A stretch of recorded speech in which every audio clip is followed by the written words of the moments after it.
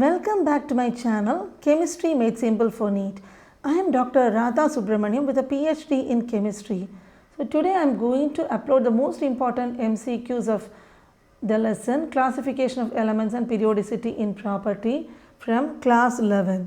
So before moving on with the MCQs, I would like to tell you some important things that most students prepare for biology portions with ease, but they face problems in preparation of physics and chemistry. Some students don't prepare for chemistry for NEET at all. They think that chemistry is a tough and vast subject and chemistry syllabus for NEET is very hard.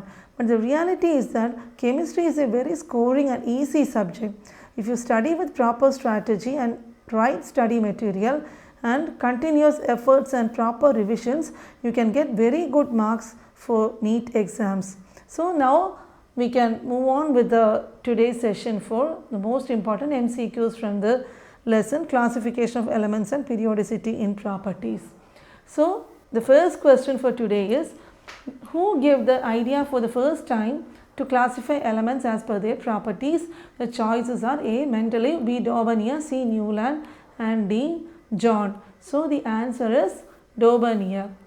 So already I mentioned in the lesson when we were doing with the different sessions of this lesson that in early 1800s a German chemist, his name was Daubeney, he was the first one who came up with the idea of classifying elements according to their properties.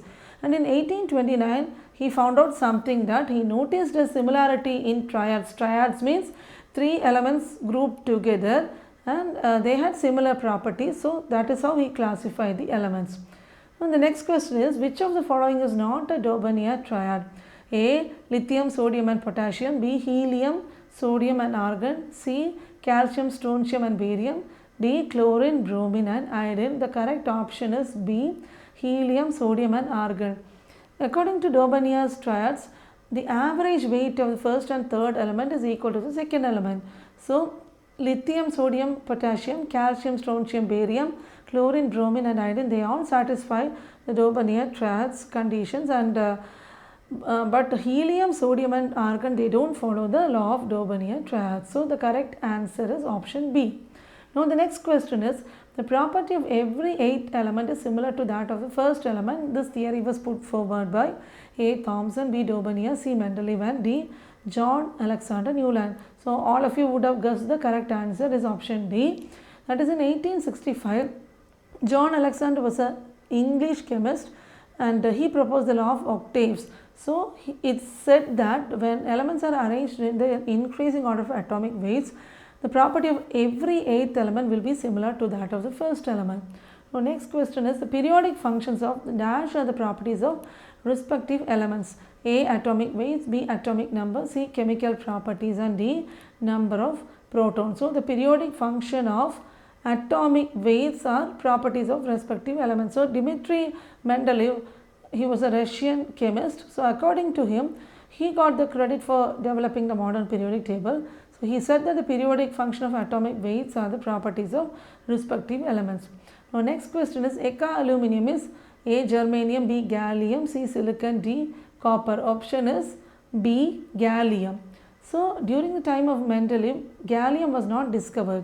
So he could predict the property of gallium and he left a blank space in the periodic table, and because he said that in future when the element was discovered, it could be placed in the correct appropriate position, and he named that element Eka aluminium. So the properties which he predicted were mostly the same as the properties of gallium. Now what are the atomic weights of Eka, silicon and germanium? A. 72, 72.6, B. 68, 70, C. 70, 72 and D. 68, 72.6. Now the option is A. 72, 72.6. So during the time of Mendeleev, germanium was not discovered. So Mendeleev predicted the properties of germanium and he left a space on the table and predicted the name as Eka silicon. And he predicted Eka silicon's atomic weight as 70, but the actual atomic weight of germanium is 72. Now in Mendeleev's periodic classification, what is the number of groups? Is it 12, 8, 7 or 6? So the correct answer is option B, 8. So Mendeleev classified elements based on the chemical and physical properties in the increasing order of their atomic weights. So the number of groups was 8 and there were 12 series. Now, the ideal gases were in dash group of Mendeleev's periodic table. Is it third group, fourth, first or second? So, the correct option is option C, first, because according to Mendeleev, he classified the elements based on chemical and physical properties in the increasing order of their atomic weights, and he placed the noble gases in the first group. Now, next question is dash observed the X-rays characteristic.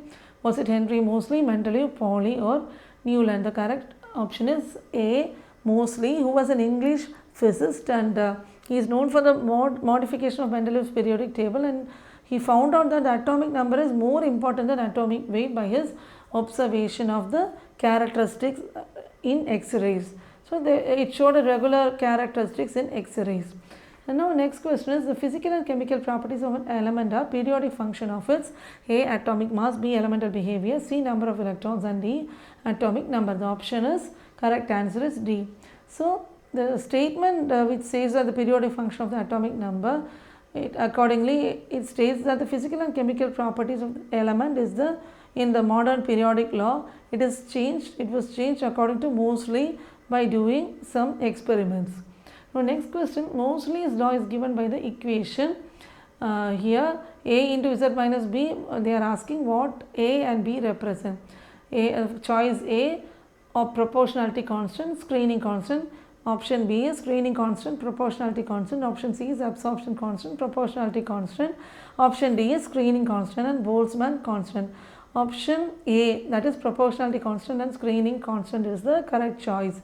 That is, here this equation shows the proportionality constant, and A shows the proportionality constant, B shows the screening constant, and both are independent. They do not depend on the target's nature. So, this equation is as a result of Henry Moseley's law of the modern periodic table. Now, the horizontal rows in Mendeleev periodic table were called as A, periods, B, groups, C, series, and D, rows. So, the correct answer is option C, series. Mendeleev classified elements according to their physical and chemical properties in the increasing order of their atomic weights. The number of groups was 8 vertical columns, and there were 12 horizontal rows called series. Now, next question is, which of the following is not the name of the 104th element? Is it Rutherfordium, Kurchatovium, Unilquarium or Neptunium? So, the correct answer is option D, Neptunium. That is, for discovering the 104th element, Americans claimed the credit by naming it Rutherfordium, and the Soviet named it Kurchatovium, but it is named as Unilquarium as per the IUPAC nomenclature.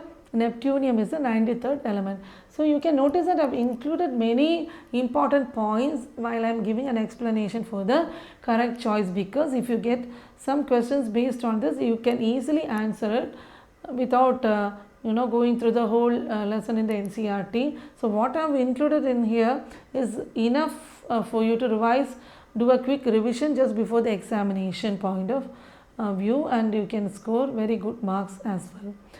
So, the next question is, the element dash is also known as unilunium. So, the choices are A, nobelium, B, mendelevium, C, hassium, and D, flerovium. So, the correct answer is B, mendelevium. So, as per IUPAC nomenclature, the 101st element is named as unilunium, and when Einsteinium was bombarded with alpha particles, mendelevium was discovered and it was named after Mendeleev.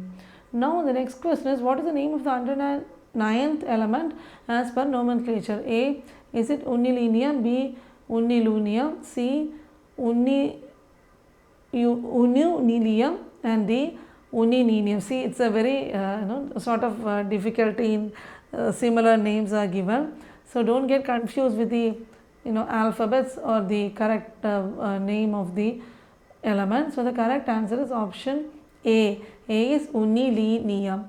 So, here there is a trick to find out the correct nomenclature according to the IUPAC nomenclature.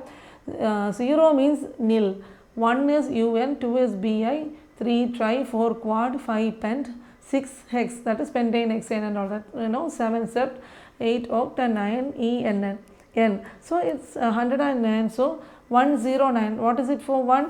For 1 it is, see here, 1 it is UN. So, first UN comes, then for 0 it is NIL, and for 9 it is ENN. So, combining them it is unilinium. So, you have to finally add IUM after the name. Now I hope you understood how this name comes. Now next question, what is the symbol of the element unyl quadium? Unyl quadium. So is it UNL, UNQ, UNS, UBN? So again the correct option is option B, UNQ. You can see that unyl quadium, it is a combination of UN, NIL and quad, as I said before, 1, 0 and 4 as per IUPAC nomenclature, and symbol is formed by joining the first letters. So when you combine it, you get UNQ. So that is all with the first set of questions, important questions I have included for you today, and I hope you all understood the questions well and you find it easy as well. Now as always I say, please do like, share and subscribe to my channel, share it with your friends as well, and don't forget to click the bell icon so that as soon as I post new videos you will get notification immediately. Thanks for watching the video, and please wait for the next session of the most important MCQs from this lesson. Thank you.